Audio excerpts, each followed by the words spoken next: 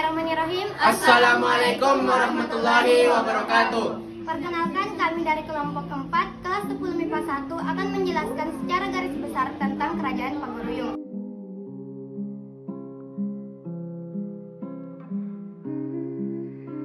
Sejarah dan sumber sejarah Kerajaan Pagaruyung. Kerajaan Pagaruyung adalah sebuah kerajaan Melayu yang pernah berdiri meliputi Provinsi Sumatera Barat sekarang dan daerah-daerah di sekitarnya. Nama kerajaan ini dirujuk dari Tambo yang ada pada masyarakat Minangkabau, yaitu nama sebuah nagari yang bernama Pagaruyung.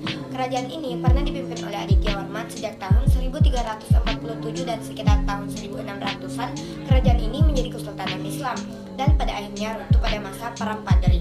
Munculnya nama Pagaruyung sebagai sebuah kerajaan Melayu tidak dapat diketahui dengan pasti. Dari tambah yang diterima oleh masyarakat Minangkabau, tidak ada yang memberikan penanggalan dari setiap peristiwa-peristiwa yang diceritakan. Bahkan, jika menganggap Aditya Warman sebagai pendiri dari kerajaan ini, Tambo sendiri juga tidak jelas menyebutkannya. Namun dari beberapa prasasti yang ditinggalkan oleh Aditya Warman menunjukkan bahwa Aditya Warman memang pernah menjadi raja di negeri tersebut. Legenda-legenda Minangkabau mencatat pertempuran dahsyat dengan tentara Majapahit di daerah Padang Sibusuk. Konon daerah tersebut dinamakan demikian karena banyaknya mayat yang bergelimpangan di sana. Menurut legenda tersebut, tentara Jawa berhasil dikalahkan.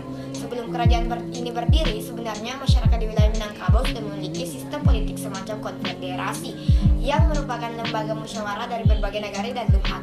Dilihat dari kontinuitas sejarah, kerajaan Pagaruyung merupakan semacam perubahan sistem administrasi semata bagi masyarakat setempat atau suku Minang. Sumber sejarah dari kerajaan Pagaruyung yaitu berita Cina dari dinasti Tang, naskah kuno dari Kerinci Siak Lengi, dan berita Tom Price yang menyebabkan 3 daerah Sumatera Barat. Selanjutnya, kehidupan politik dan pemerintahan. Kehidupan politik Kerajaan Pagaruyung. Dalam kehidupan politik, sejak Kerajaan Pagaruyung berdiri, masyarakat telah mengenal sebuah sistem politik konfederasi, di mana sistem yang satu ini juga menekankan pada sistem musyawarah. Oleh karenanya, bagi masyarakat suku Minang sendiri, pendirian kerajaan ini membuat sistem administrasi sedikit berubah. Untuk sistem pemerintahannya sendiri, Pagaruyung dipimpin oleh seorang raja. Sistem tersebut disusun langsung oleh Raja Aditya Warman. Namun untuk daerah kecil yang masuk dalam wilayah ibu kota masih dipimpin oleh seorang datuk. Selain itu, Raja Pagaruyung juga mengenal istilah triumvirat. Raja yang memimpin di kerajaan Pagaruyung juga memiliki menteri untuk membantu terlaksananya pemerintahan. Ditambah dengan kedatangan Islam, dilantiklah seorang kodi yang bertugas menjaga syariat agama. Dalam adat Minang sendiri juga sudah dikenal istilah taratang, di mana administrasi dari suatu sistem pemerintahan dimulai dari kedudukan paling rendah, mulai dari dusun, kota, kemudian bisa menjadi nagari untuk wilayah yang sudah dihuni 4 suku. Silsilah Raja Kerajaan Pagaruyung. Yang pertama, Aditya Warman. Ia disebut-sebut sebagai pendiri Pagaruyung, di mana dari dialah cikal bakal pemimpin baru akan hadir. Yang kedua, Anangga Warman. Setelah Aditya Warman wafat, kepemimpinan kemudian dilanjutkan oleh anaknya yang bernama Anangga Warman. Pada masa kepemimpinannya inilah Melayu ingin ditaklukkan oleh Majapahit. Pertempuran tersebut terjadi di Padang Sibusuk. Dari kepemimpinan Anangga Warman, ia berhasil mengalahkan pasukan yang dipimpin oleh Wikramawardhana. Yang ketiga, Dewan Pandan Putowano. Dewan Pandan Putowano merupakan menantu dari Anangga Warman. Dialah yang kemudian menjadi raja selanjutnya, melanjutkan kepemimpinan mertuanya. Yang ketiga itu ada kehidupan ekonomi. Kerajaan Minangkabau merupakan salah satu kerajaan Islam di Provinsi Sumatera yang kehidupan ekonomi di kerajaan ini mengalami perkembangan pesat yang bergerak di bidang perdagangan. Seperti kita ketahui, Indonesia terkenal sebagai negara agraris yang mana memiliki hasil bumi melimpah. Sehingga masa kerajaan Minangkabau sendiri saat itu ekonominya ditunjang oleh hasil bumi berupa emas dan lada. Dalam sektor perdagangan, kerajaan Minangkabau sangat ramai didatangi oleh pedagang. Apalagi lokasi kerajaan yang berdekatan dengan Sungai Batanghari. Nilai baru ini akhirnya menjadi suatu fundamen yang begitu kukuh melandasi kehidupan sosial budaya masyarakat Sumatera Barat. Hingga pada saat itu, perekonomian rakyatnya begitu stabil. Pada masa pemerintahan Aditya Warman pun pusat pemerintahan kerajaan sempat dipindahkan. Hal ini menyebabkan semakin luasnya jalur perdagangan di tanah datar. Kehidupan budaya. peninggalan dan pengaruh di masa kini. Gambaran kehidupan sosial saat itu salah satunya ditunjukkan dalam sebuah prasasti yang bernama Prasasti Bandar Bapahat. Prasasti ini dipahat pada sebuah batu di karang di Bandar Bapahat dekat Saruso. Di dalam prasasti tersebut terdapat beberapa tulisan, yaitu aksara Sumatera kuno yang mirip dengan aksara Jawa kuno dan tulisan hibah yang biasa digunakan oleh orang-orang Tamil di India Selatan. Kehidupan sosial budaya kerajaan Pagaruyung hampir sama dengan kerajaan Sumatera lainnya yang memiliki ciri khas merantau dan persaingan. Masyarakat gemar berdagang dan dinamis. Kerajaan Pagaruyung juga mendasar pada kesadaran akan identitas khas mereka. Masuknya pengaruh dunia modern tidak menggoyahkan rasa percaya diri mereka sebagai orang Minangkabau. Mereka tetap berpendiri kepada tradisi leluhur nenek moyang mereka. Prasasti dan bukti peninggalan kerajaan Pagaruyung. 1. Makam Raja Pagaruyung. Menjadi salah satu kerajaan Islam di Indonesia yang berada di Sumatera, kerajaan Pagaruyung memiliki beberapa peninggalan yang bisa dijadikan objek sejarah. Peninggalan tersebut adalah berupa makam para Raja Pagaruyung. Makam ini bisa Anda temukan berada dekat dengan lokasi Batu Singkar sekitar 4 km jauhnya dengan 13 makam yang berjejer rapi. 2. Batu Kasur. Seperti namanya, batu yang satu ini memang berbentuk seperti paraduan yang menggantung, di mana lokasinya sendiri berada di antara 3 pohon beringin.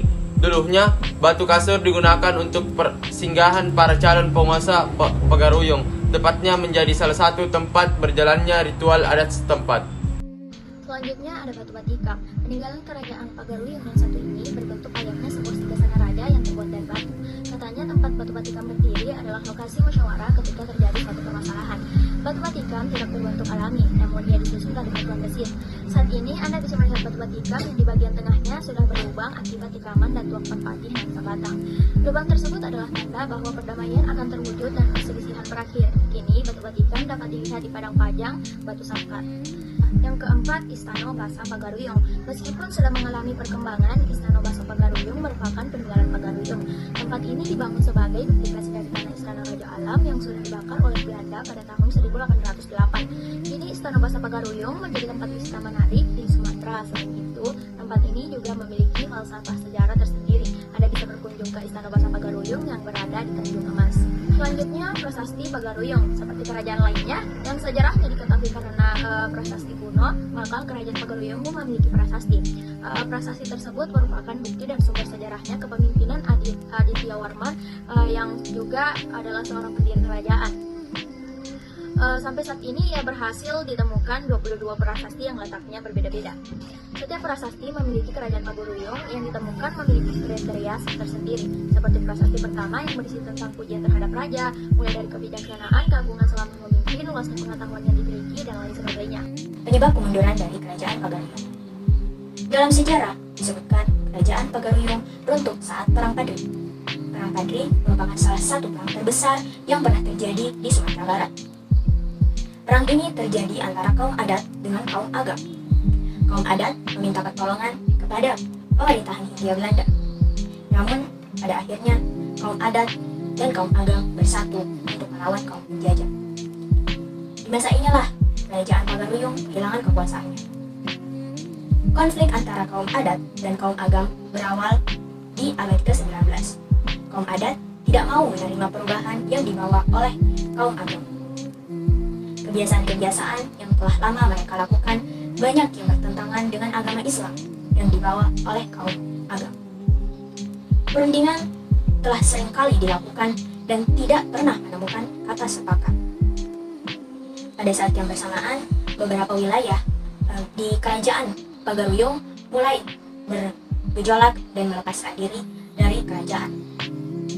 Keadaan ini membuat kerajaan Pagaruyung menjadi terdesak dan kewalahan. Pada tahun 1815, Tuanku Pasaman yang memimpin kaum Padri menyerang Pagaruyung. Akibatnya, beberapa petinggi kerajaan Pagaruyung terpaksa melarikan diri ke beberapa wilayah untuk menyelamatkan diri. Karena terdesak, akhirnya Kerajaan Pagaruyung meminta bantuan kepada Belanda. Perjanjian antara Pagaruyung dan Belanda pun dibuat. Dengan liciknya, dengan perjanjian yang dibuat, akhirnya Belanda dapat menguasai kerajaan Pagaruyung. Melihat keadaan ini, Pagaruyung dan kaum Agam menyatukan kekuatan. Kelicikan Belanda menyadarkan mereka untuk melakukan perlawanan kepada Belanda. Pada tahun 1822, Sultan Tangkal Alam, yakni pemimpin terakhir dari kerajaan Pagaruyung, ditangkap oleh Belanda atas tuduhan pengkhianatan kepada Belanda. Ia kemudian dibuang ke Batavia, yang merupakan Jakarta sekarang, dan meninggal kemudian dikuburkan di pekuburan Mangganu. Petinggi Pagaruyung yang selamat mencoba melakukan negosiasi dengan Belanda, tetapi Belanda menolaknya. Sekarang, Istana Pagaruyung dijaga oleh keturunan Pagaruyung. Istana sekarang sudah beberapa kali dipindahkan dan direnovasi karena kebakaran. Kami telah mendengar penjelasan dari kami semua. Wabillahi taufiq wal hidayah. Wassalamualaikum warahmatullahi wabarakatuh.